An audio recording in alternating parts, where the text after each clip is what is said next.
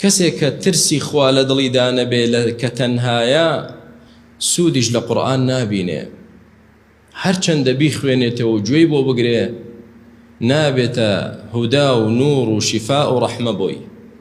قورئان نابێتە هیدایەت بۆی، نابێتە ڕەحمەت و ڕووناچی بۆی. بە ئەندازەی ترسانت لە خوا بەڕاستی بە ئەندازەی ئەوە ئیستیفادە لە قورئان دەکەی و لە حەدیث دەکەی و لە پەیامی خوا دەکەیت.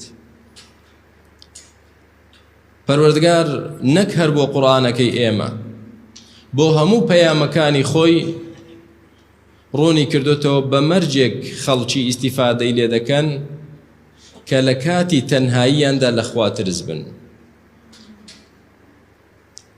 ولقد آتينا موسى وهارون الفرقان وضياء وذكرا للمتقين الذين يخشون ربهم بالغيب وهم من الساعة مشفقون.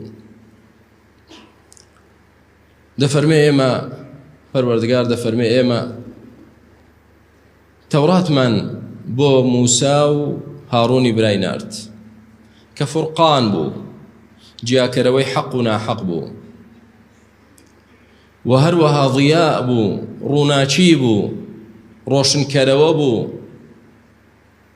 لە هەموو تاریکاییەکاندا ئەوان ڕۆشناییان بەدەستەوە بێ وذیکرا و یادخستنەوە بوو چی حەقە ئەوەی دەخستنەوە یاد بەڵام چ کەسێک ئیستیفادەی لێ دەکا لەم فورقانە لەم ڕۆشنایی ڕووناچیە لەم یادخستنەوەیە الذين يخشون ربهم بالغيب ئەوانەی لە پەروەردگاریان دەترسن لە حاڵەتی غەیب و نهێنیدا کە چاوی کەسیان لێوە دیار نییە.